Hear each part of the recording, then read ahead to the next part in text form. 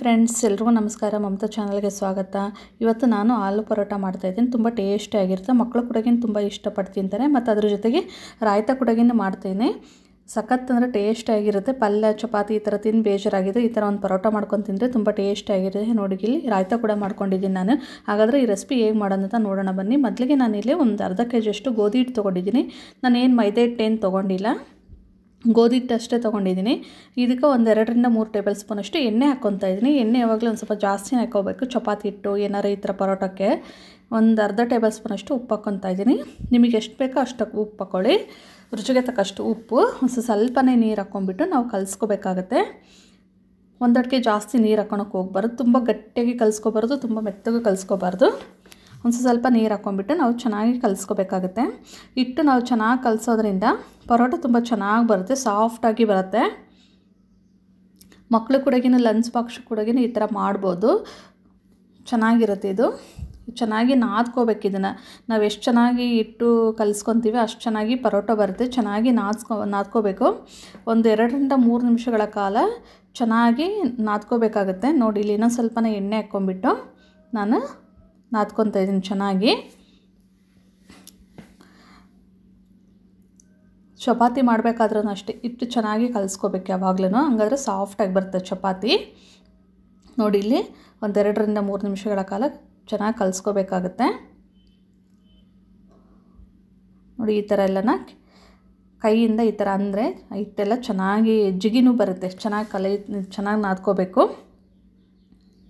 ಯಾರೆಲ್ಲ ನನ್ನ ಚಾನಲ್ ನೋಡ್ತಾ ಇದ್ದೀರಾ ಪ್ಲೀಸ್ ಲೈಕ್ ಮಾಡಿ, ಕಮೆಂಟ್ ಮಾಡಿ ಮತ್ತು ಸಬ್ಸ್ಕ್ರೈಬ್ ಮಾಡ್ಕೊಳ್ಳಿ ನನ್ನ ಚಾನಲ್ನ.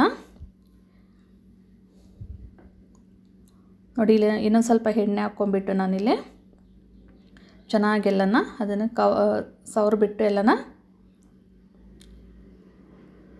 ಒಂದು ಮೇಲ್ಗಡೆ ಏನು ಇದು ಸಾಫ್ಟಾಗಿರಬೇಕು ಆ ಥರನೇ ಎಲ್ಲ ನಾದ್ಕೋಬೇಕಾಗುತ್ತೆ. ಚೆನ್ನಾಗಿ ನಾದ್ಕೊಂಡಾದಮೇಲೆ ಇದನ್ನು ಒಂದು ಅರ್ಧ ಗಂಟೆಗಳ ಕಾಲ ಟೈಮ್ ಇದ್ದರೆ 1 ಗಂಟೆಗಳ ಕಾಲ ನೆನೆಸಿಟ್ಕೋಬೇಕು. ಇನ್ನೊಂದು ಸ್ವಲ್ಪ ಎಣ್ಣೆ ಹಚ್ಬಿಟ್ಟು ಒಂದು ಲಿಡ್ ಕ್ಲೋಸ್ ಮಾಡಿ ಇಡ್ತಾ ಇದ್ದೀನಿ ನಾನಿಲ್ಲಿ.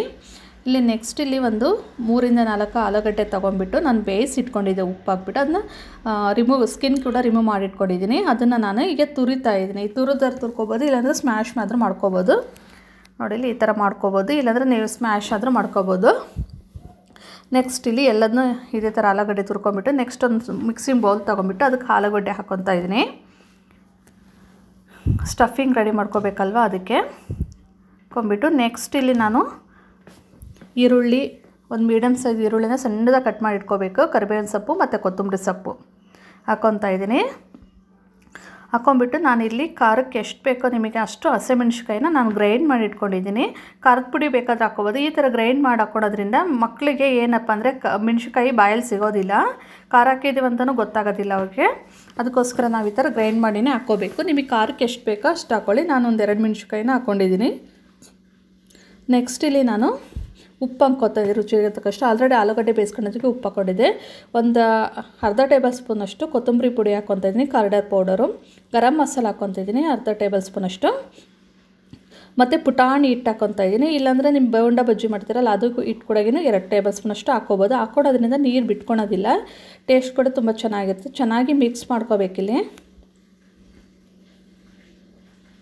ಎಲ್ಲ ಚೆನ್ನಾಗಿ ಸ್ಟಫಿಂಗ್ ಎಲ್ಲನ ಮಿಕ್ಸ್ ಮಾಡ್ಕೋಬೇಕು. ಈರುಳ್ಳಿ ಅದೆಲ್ಲ ಹಾಕಿರ್ತೀವಲ್ಲ, ಕೊತ್ತಂಬರಿ ಸೊಪ್ಪು, ಕರಿಬೇವಿನ ಸೊಪ್ಪು ಮತ್ತು ಅರಿಶಿನ ಪುಡಿಗಿನ ಹಾಕಿಬಿಟ್ಟು ಚೆನ್ನಾಗಿ ಮಿಕ್ಸ್ ಮಾಡ್ಕೊತೀನಿ ಇನ್ನೊಂದು ಟೈಮು. ನೆಕ್ಸ್ಟ್ ಇಲ್ಲಿ ನಮಗೆ ರಾಯ್ತ ಮಾಡ್ಕೊತಿದ್ದೆ ನಾನು. ಸ್ಟಫಿಂಗ್ ರೆಡಿ ಆಯ್ತಲ್ವ. ನೆಕ್ಸ್ಟ್ ರಾಯ್ತ ಮಾಡ್ಕೊಳೋದಕ್ಕೆ ಒಂದು 5ರಿಂದ 6 ಟೇಬಲ್ ಸ್ಪೂನಷ್ಟು ಮೊಸರು ಹಾಕ್ಕೊತಾ ಇದ್ದೀನಿ. ಇದು ಇಬ್ಬರಿಗೆ ಸಾಕಾಗುತ್ತೆ. ನಾನು ತೊಗೊಂಡಿರೋ ಇದಕ್ಕೆ ಇಬ್ಬರಿಗೆ ಮಾಡ್ಕೊತಾ ಇದ್ದೀನಿ ಪರೋಟನ. ಚೆನ್ನಾಗಿ ವಿಸ್ಕರ್ ತೊಗೊಂಬಿಟ್ಟು ಎಲ್ಲನ ಚೆನ್ನಾಗಿ ಇದು ಮಾಡ್ಕೋಬೇಕು. ನೆಕ್ಸ್ಟು ಪೇಪರ್ ಪುಡಿ ಹಾಕ್ಕೊತಾ ಇದ್ದೀನಿ ನಾನಿಲ್ಲಿ. ಒಂದು 1/4 ಟೇಬಲ್ ಸ್ಪೂನಷ್ಟು ಪೇಪರ್ ಪುಡಿ ಹಾಕ್ಕೊತಾ ಇದ್ದೀನಿ. ಒಂದು 1/4 ಟೇಬಲ್ ಸ್ಪೂನಷ್ಟು ಖಾರದ ಪುಡಿ ಹಾಕ್ಕೊತಾ ಇದ್ದೀನಿ. ಒಂದು ಸ್ವಲ್ಪ ಉಪ್ಪು, ರುಚಿಗೆ ತಕ್ಕಷ್ಟು ಉಪ್ಪು ಮತ್ತು ಸಕ್ಕರೆ ಕೂಡ ಹಾಕ್ಕೊತಾ ಇದ್ದೀನಿ. ಒಂದು 1/4 ಟೇಬಲ್ ಸ್ಪೂನಷ್ಟು ಮತ್ತು ಈರುಳ್ಳಿನ ಹಾಕ್ಕೊತಾ ಇದ್ದೀನಿ. ನೀವು ಕರಿಬೇವಿನ ಸೊಪ್ಪು, ಕೊತ್ತಂಬರಿ ಸೊಪ್ಪು ಕೂಡ ಹಾಕೋಬೋದು, ಬಟ್ ನಾನು ಆಗಿಲ್ಲ ಹಾಕ್ಕೊತಾ ಇಲ್ಲ. ಈರುಳ್ಳಿ ಅಷ್ಟೇ ಹಾಕ್ಕೊತಾ ಇದ್ದೀನಿ. ಸಣ್ಣದಾಗಿ ಕಟ್ ಮಾಡಿರ್ಬೇಕು ಈರುಳ್ಳಿನ. ಹಾಕ್ಬಿಟ್ಟು ಚೆನ್ನಾಗಿ ನಾವು ಮಿಕ್ಸ್ ಮಾಡ್ಕೋಬೇಕೆಲ್ಲ, ಚೆನ್ನಾಗಿ ಹೊಂದ್ಕೋಬೇಕು ಅದೆಲ್ಲ. ಉಪ್ಪು, ಸಕ್ಕರೆ ಮತ್ತು ಖಾರದ ಪುಡಿ ಎಲ್ಲ ಹಾಕಿರ್ತೀವಲ್ಲ ಚೆನ್ನಾಗಿ ಮಿಕ್ಸ್ ಆಗಬೇಕದು.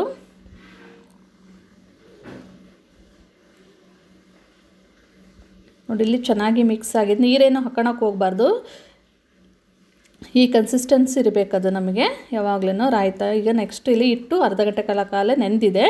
ಈಗ ಇನ್ನೊಂದು ಸ್ವಲ್ಪ ಒಂದು 2-3 ನಿಮಿಷಗಳ ಕಾಲ ಚೆನ್ನಾಗಿ ನಾದ್ಕೋಬೇಕಾಗತ್ತೆ. ನೋಡಿ ಇಲ್ಲಿ ತುಂಬ ಸಾಫ್ಟಾಗಿ ಬಂದಿದೆ ಹಿಟ್ಟಿಲ್ಲಿ. ನಾದ್ಕೋಬೇಕು, ಕೈಗೆ ಒಂಚೂರು ಎಣ್ಣೆ ಹಚ್ಕೊಬಿಟ್ಟು ನಾದ್ಕೋಬೇಕು. ನಾದ್ಕೊಬಿಟ್ಟು ನೆಕ್ಸ್ಟ್ ಇಲ್ಲಿ ನಾವು ನಿಮಗೆ ಯಾವ ಸೈಜ್ ಬೇಕೋ ಆ ಸೈಜ್ಗೆ ಒಂದು ಸ್ವಲ್ಪ ತೊಗೊಂಬಿಟ್ಟು ಉಳ್ಳಿ ಮಾಡ್ಕೋಬೇಕಾಗತ್ತೆ. ನಿಮಗೆ ಪರೋಟ ಯಾವ ಸೈಜ್ ಬೇಕೋ ಆ ಸೈಜ್ ಮಾಡ್ಕೊಳ್ಳಿ. ಒಂದು ಮಣೆ ತೊಗೊಂಬಿಟ್ಟು ನೆಕ್ಸ್ಟ್ ಇಲ್ಲಿ ಒಂದು ಸ್ವಲ್ಪ ಹಿಟ್ಟು ತೊಗೊಂಬಿಟ್ಟು ನಾನು ಲಟ್ಸ್ಕೊಳೋದಕ್ಕೆ ಲಟ್ಸ್ಕೊತಾ ಇದ್ದೀನಿ. ಸುತ್ತಲೂ ತೆಳ್ಳಗೆ ಉದ್ಕೋಬೇಕು, ನೊಡಬತ್ತಿಗೆ ದಪ್ಪ ಇರಬೇಕು. ಕೊಂಬಿಟ್ಟು ನೆಕ್ಸ್ಟು ನಾವೇನು ಸ್ಟಫಿಂಗ್ ಏನು ರೆಡಿ ಮಾಡ್ಕೊಂಡಿದ್ವಲ್ಲ, ಈ ಸೈಜ್ ಉದ್ಕೊಂಡ್ರೆ ಸಾಕಾಗುತ್ತೆ. ಅದನ್ನು ನಾನು 1 ಟೇಬಲ್ ಸ್ಪೂನ್ ಅಷ್ಟು ಇಟ್ಕೊತಾ ಇದ್ದೀನಿ. ನಿಮಗೆ ಜಾಸ್ತಿ ಸ್ಟಫಿಂಗ್ ಬೇಕಂದರೆ ಇಟ್ಕೋಬೋದು. ಕೊಂಬಿಟ್ಟು ಕೈಯಿಂದ ಆ ಥರ ಮಾಡಿ ಉಂಡೆ ಮಾಡಿ ಇಟ್ಕೋಬೇಕು.